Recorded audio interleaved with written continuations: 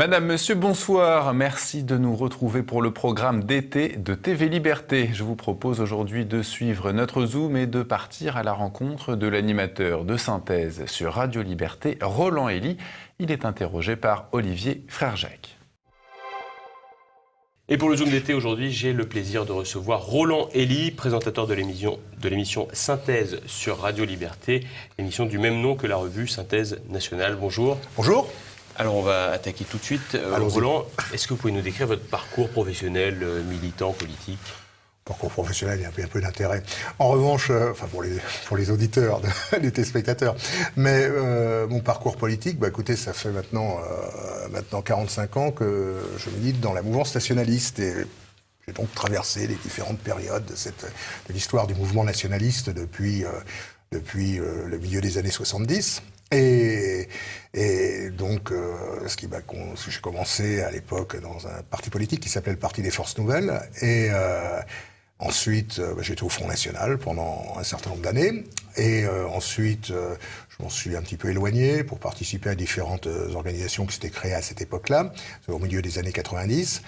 Et en 2006, je crois, 2006, c'est ça, j'ai créé la revue Synthèse Nationale, qui depuis maintenant, cette époque-là, depuis 13 ans, fait régulièrement, 13 ans, c'est d'être ça, oui, sort régulièrement et organise différentes manifestations, comme par exemple les journées annuelles que nous organisons à Rungis, et la prochaine, je profite pour faire un peu de publicité, aura lieu, ça sera deux jours, et ça prend un nom un petit peu historique, parce qu'on a décidé de donner une importance beaucoup plus importante à ces journées. Ça s'appelle dorénavant le rendez-vous bleu-blanc-rouge. Voilà. Ouais, puisque rassemblement, ça a déjà été pris par d'autres. Rendez-vous bleu-rouge qui aura lieu le samedi 12 et le dimanche 13 octobre prochain à Rungis.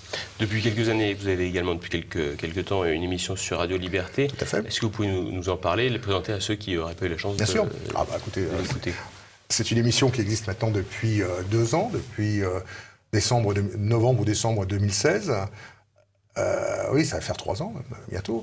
On a dû faire à peu près 120 ou 130 émissions. Je fais ça avec mon collègue et mon confrère et ami Philippe Randa. Alors au début ça a commencé, c'est Martial Bild qui m'a un jour proposé de faire cette émission sur Radio Liberté. On faisait ensemble une émission sur une autre radio jadis, et on s'est dit voilà, il serait bien de refaire une émission un petit peu dans l'esprit dans lequel on faisait cette émission. Et c'est comme ça que s'est créée l'émission Synthèse. Donc, alors toutes les semaines, nous recevons une personnalité associative, politique, un écrivain, un essayiste, un artiste. Toutes les semaines, donc, nous recevons quelqu'un avec lequel on fait cette émission. Et nous avons aussi les chroniques d'Aristide Lecat, qui est une chronique littéraire ou politique selon l'humeur du moment, et la chronique historique du professeur Pierre Deloubier, qui nous raconte son abominable histoire de France, donc à la fin de l'émission. Voilà. C'est une émission qui est programmée le jeudi après-midi. Est-ce qu'il y a des nouveautés prévues ? Alors, la grande nouveauté, c'est qu'à partir de la rentrée, donc au mois de septembre, eh bien, l'émission sera filmée. Donc, on pourra la voir en direct. On a déjà fait quelques-unes. Par exemple, lorsque nous avions reçu Jean-Marie Le Pen il y a un an et demi à peu près, au moment de l'apparition du premier tome de ses mémoires. Et nous avions fait une émission filmée qui avait été regardée d'ailleurs par plusieurs centaines de milliers de personnes d'ailleurs.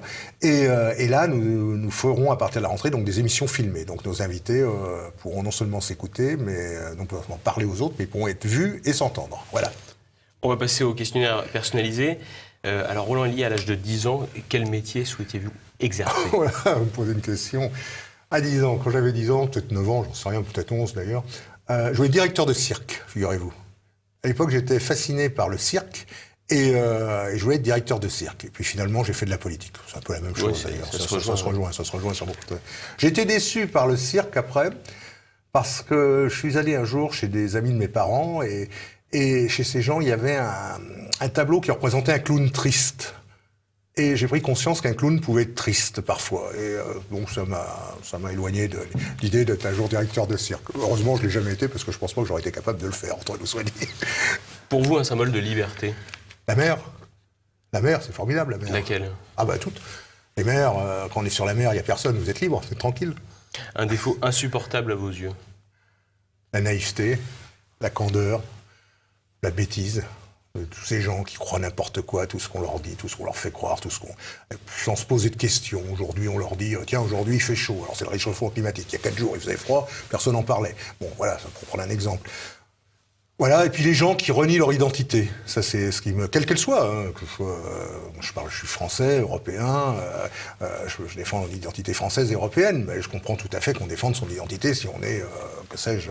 Voilà, les gens qui renient leur identité sont des gens qui ne m'intéressent pas. Une qualité louable? La qualité louable, c'est d'avoir le pouvoir de diriger. Déjà, c'est important d'avoir le pouvoir de diriger, d'avoir la possibilité de diriger, c'est une qualité. Et deuxième qualité, c'est l'humilité, c'est la courtoisie, c'est tout. C'est prendre les choses aussi avec recul, parce qu'il faut toujours prendre les choses avec recul. Vous avez trop de gens qui prennent pas les choses avec recul, avec du recul, et c'est pas forcément ce qui est le mieux, quoi. Voilà, prendre les choses avec du recul, c'est une qualité aussi pour moi. Et puis la gentillesse aussi. La gentillesse, souvent on dit non, pour moi c'est une vertu, c'est même plus qu'une qualité, c'est une vertu, la gentillesse. Il faut être gentil.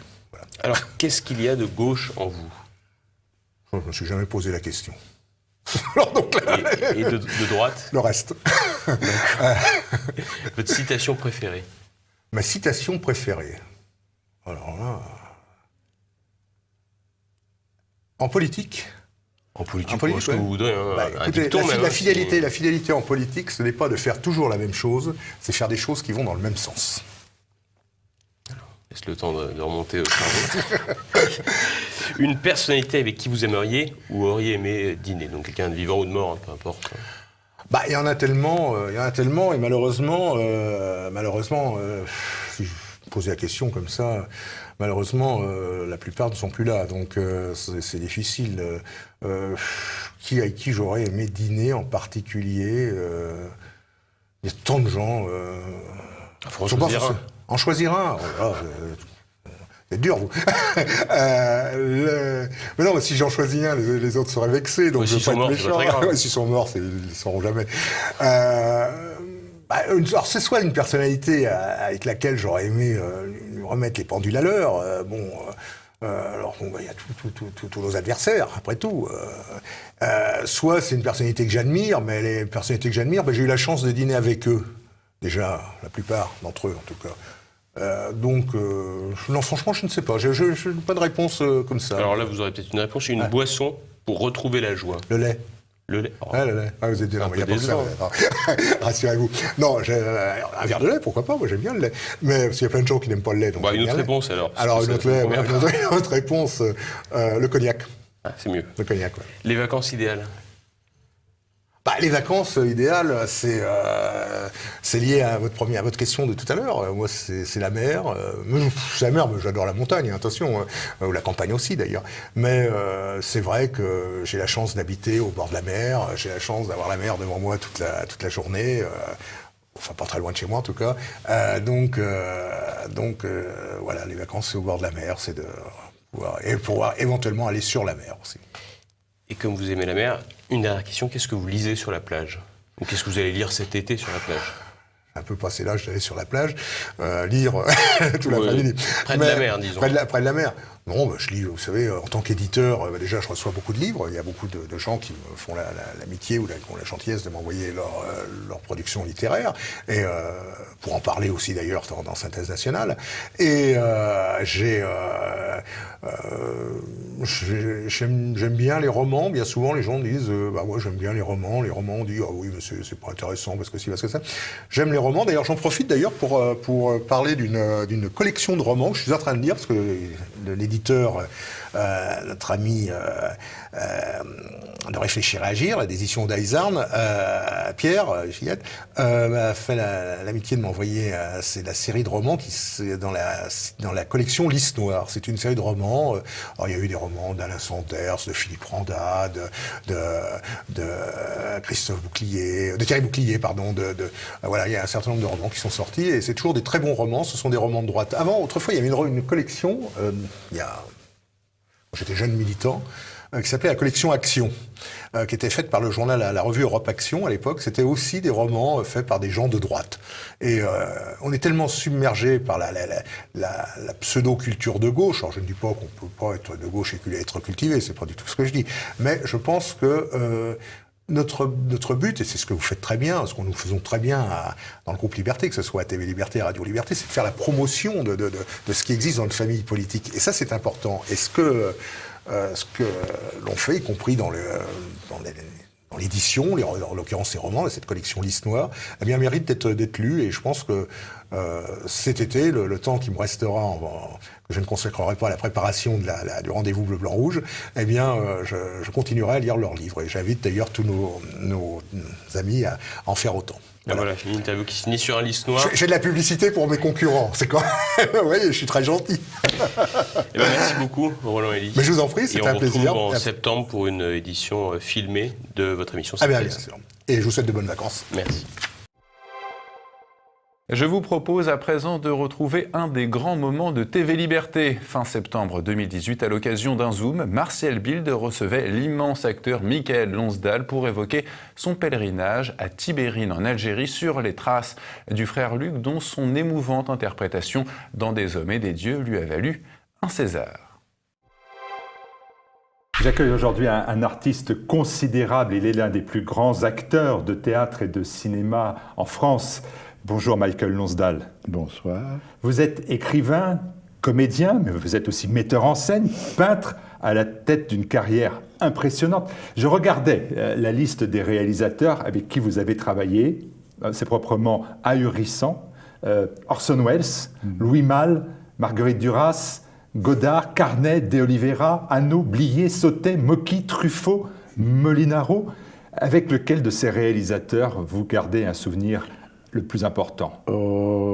D'abord avec les Américains, avec Fred Zinman pour Le Chacal, et qui a été une grande expérience de travailler avec cet homme d'une délicatesse et d'une intelligence. Vraiment, c'est fort. Hein. C'est un être passionnant. Enfin, c'était un être passionnant. Orson Welles, forcément. Alors évidemment, Orson Welles, que je vénérais depuis longtemps, et qui, lui, c'était plus copain.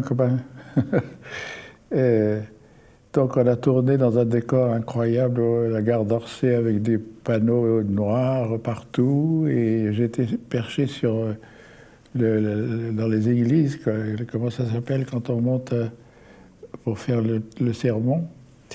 Et j'interpelle M. K qui rentre là-dedans, perdu, sachant pas quoi faire, et mon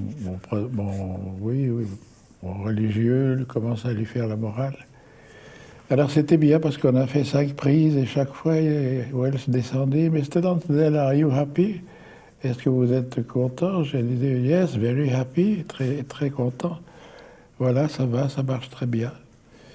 Et puis donc on a fait 4 ou 5 prises et puis après il est parti. Et il m'a dit, you can go back home. Vous pouvez rentrer. C'est dommage, moi je voulais rester pour voir la suite du tournage, mais non. Il n'aime pas qu'on soit là à regarder. Alors c'était un honneur parce que c'est un homme que j'ai vraiment, qui m'a marqué terriblement avec le Citizen Kane, tout ça, des choses comme ça. Anglo-irlandaise et très plaisant dans le travail. Yes, il m'appelait Mr. Lonsdale chaque fois.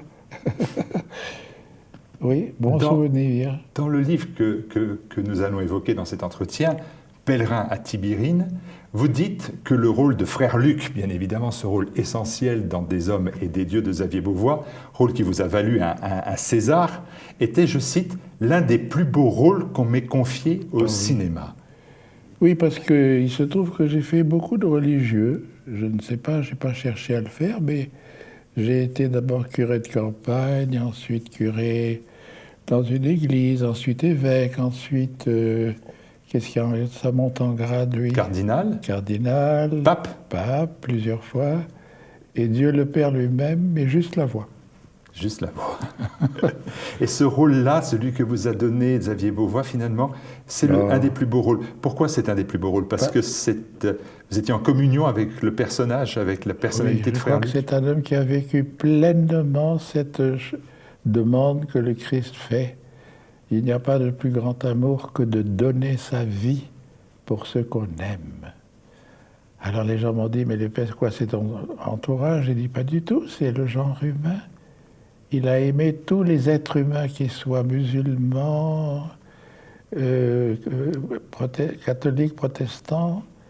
C'est la personne telle qu'elle est, comme ça, créature de Dieu. Alors ça, c'est merveilleux, c'est grandiose. Et j'étais porté par lui, j'avais l'impression de temps en temps que c'était lui qui parlait, c'était très impressionnant. Ce rôle-là vous a valu un César Oui. et l'ovation de la profession devant vous.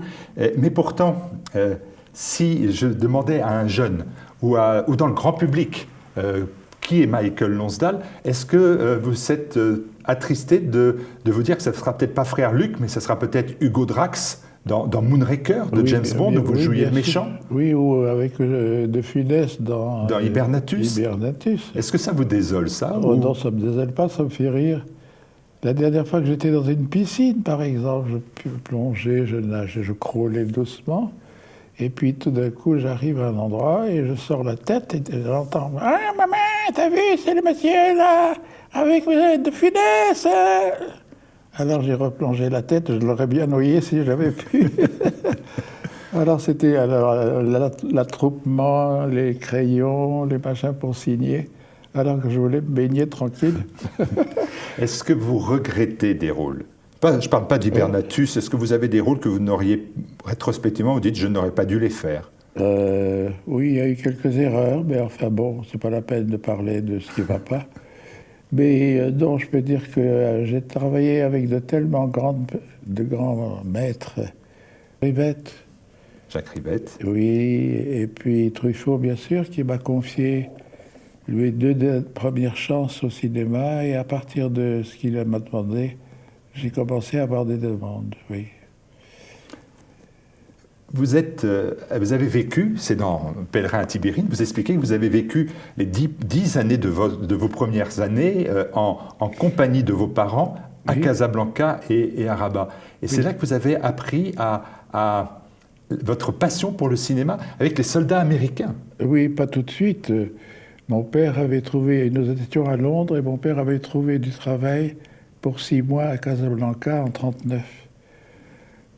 Donc on a quitté Londres, on a traversé la France pour voir la famille, et puis on a pris le bateau et on est arrivé à Casablanca le 15 août 1939.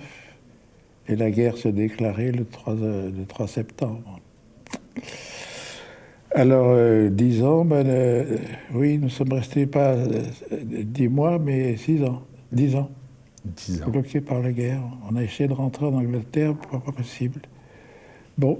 Alors, j'ai donc vécu dans ce climat très impressionnant avec leurs habitudes et puis des choses que seuls ces pays-là ont pu vivre. Par exemple, l'invasion des sauterelles en plein été, comme ça, 45 à l'aube.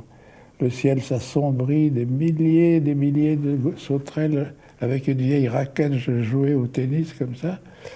Mais ces bêtes-là, au bout de 8 jours de grignotage, quand ils sont partis, il n'y avait plus rien de vert, plus d'herbe, plus de feuilles.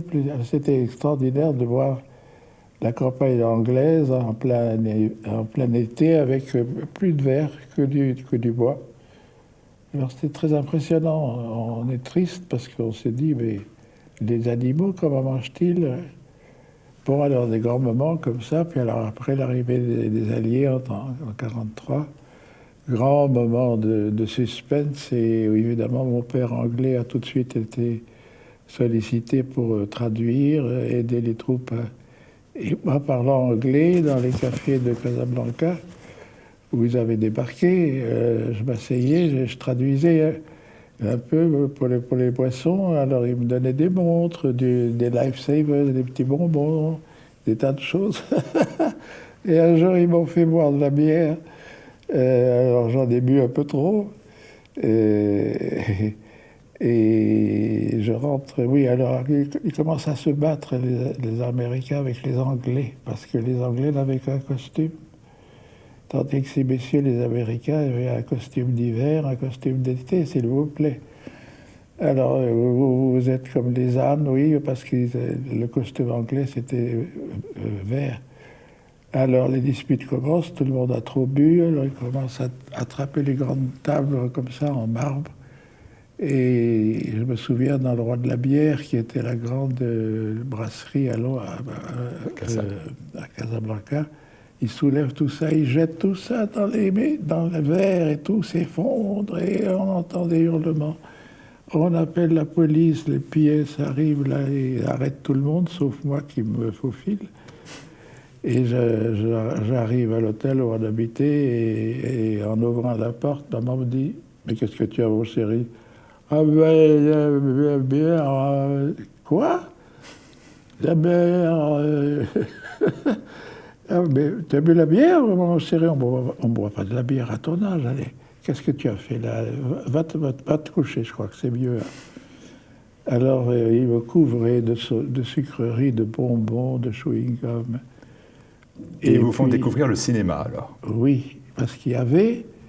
Mes parents avaient trouvé des soldats, enfin des capitaines, des gens de rang, et qui ont dit si votre fils aime le cinéma, il peut aller tous les après-midi à un cinéma continu de tous les films américains. Au lieu d'aller à l'école, j'allais au cinéma, alors j'en ai vu des choses, les films qui m'ont bouleversé comme ça, le film de Ford avec Henry Fonda, oui, qui part par sa famille avec la Californie. Je ne sais plus le nom, c'est magnifique. Je pleurais d'émotion.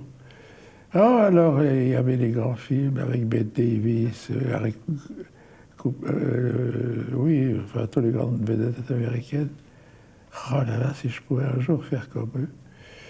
Et ben voilà, alors c'est resté comme un rêve, et dès que je suis venu en France, j'ai cherché par tous les moyens à devenir comédien. Comédien, mais pas comédien que de cinéma. Parce qu'en fait, c'est comédien de théâtre. 80 pièces de théâtre au moins jouées en 60 ans de carrière. Oui. Et couronné là aussi, c'était cette année au Molière 2018 par l'ovation du public. J'ai vu ces moments qui étaient intenses. Je ne pensais pas, j'ai l'habitude de ne jamais rien recevoir. Alors là, tout d'un coup, quand j'ai entendu mon nom, j'ai fait youpi. Oui, ça fait plaisir, quoi. C'est un petit peu enfantin, mais ça vous rassure un peu. On se dit, bon, ça y est, on n'est pas trop refusé par les gens, on vous aime bien. Est-ce que vous avez cherché à être comédien de théâtre et de cinéma, ou au départ de théâtre ou de cinéma, vous pensez que vous alliez faire les deux toujours? Non, j'ai été dans un cours de théâtre avec une professeure magnifique, Madame Tania Balachova, russe, émigrée en France, et qui m'a poussé dans mes replis pour moi qui étais timide et tout ça. Elle m'a reçu dans son cours et elle m'a dit, voilà, on va travailler, et puis je vous dirai après ce qu'on va faire, etc. Alors, au bout d'un certain temps, je passais des choses, Fédo, tout ça. Puis un jour, elle me dit, je voudrais bien vous voir, vous énerver là un peu, parce que c'est très joli, calme, drôle ce que vous faites, mais vous savez, il n'y a pas que ça dans ce métier. Allez, apprenez-moi la première scène de Rudolph dans le Misanthrope. J'apprends la première scène où il est seul, il bougonne parce que sa fiancée, là, l'a envoyé paître. Son voisin, là, comment il s'appelle, vient lui rendre visite. Oui. Et alors, en le voyant, il lui dit, mais qu'est-ce que tu as? Laissez-moi, je vous prie. Mais dites-moi encore, laissez-moi, vous dis-je. Alors, je fais ça comme ça, et Tania me dit, oui, c'est gentil, mais il faudrait vous énerver. Je voudrais que vous soyez très très dérangé, enfin, très blessé et fâché. Alors j'essaye un peu, ça donnait rien, parce que moi, la violence, la bagarre, La dispute, je m'en vais toujours, j'aime pas. Alors, j'essaye encore, ça ne donnait rien. Et là, en bon pédagogue, elle s'est dit, bon, avec lui, il faut le menacer. Alors, devant tout le monde, elle me dit, si vous ne me montrez pas que vous pouvez être violent, moi, je ne peux pas vous garder dans le cours, ça ne sert à rien. Alors là, j'ai senti mes intestins se ramollir, mon estomac, je me suis dit, ça y est, c'est fini, elle va me jeter. Hein. Allez, une dernière fois, alors, Philinte arrive, oui, qu'est-ce donc avez-vous? Laissez-moi, je vous prie, je me dis, il faut que je fasse un truc énorme. Il y avait une chaise en bois comme ça sur le plateau. Je l'attrape, je la soulève au-dessus de ma tête et je hurle, laissez-moi, je vous prie. Paf, j'envoie la chaise qui se casse. Et tout ça. Et elle qui me dit, ah ben vous voyez comme vous voulez. Non, elle a eu raison, il n'y avait que la menace qui pouvait me faire bouger. Alors après, j'ai appris qu'en effet, elle m'a dit, vous savez, elle m'a mis de côté le cours suivant pour me dire, c'est pas pour vous embêter que je fais ça. C'est pour que vous voyez que dans ce métier, vous aurez affaire à des rôles très denses, durs, méchants, et pas bons, enfin, antipathiques, jusqu'aux anges les plus merveilleux. C'est vrai que j'ai fait une carrière dans la hiérarchie religieuse, je ne sais pas pourquoi. Je devais avoir une tête pour ça, parce que j'ai fait tout. J'ai fait le curé de campagne, j'ai fait le curé dans les villages, j'ai fait l'évêque, j'ai fait le cardinal. Le cardinal. Et alors vous avez quand même fait toute la palette, parce que vous avez été pape, mais vous avez été quand même, je reviens dans ce film de James Bond, le méchant. Oh oui, le très méchant. Le grand méchant loup. Hein. Les Françaises étaient James Bond girl, mais le méchant était français, c'était vous. Ben oui. Donc là, vous avez appris à casser des chaises. Elle avait raison, elle m'a dit il faut être prêt à jouer des gens terribles, horribles, jusqu'aux gens les plus merveilleux. C'est maintenant le moment de retrouver la rubrique Orage de papier de la nouvelle librairie rue Médicis à Paris. Au programme, un portrait de Jacques Perret.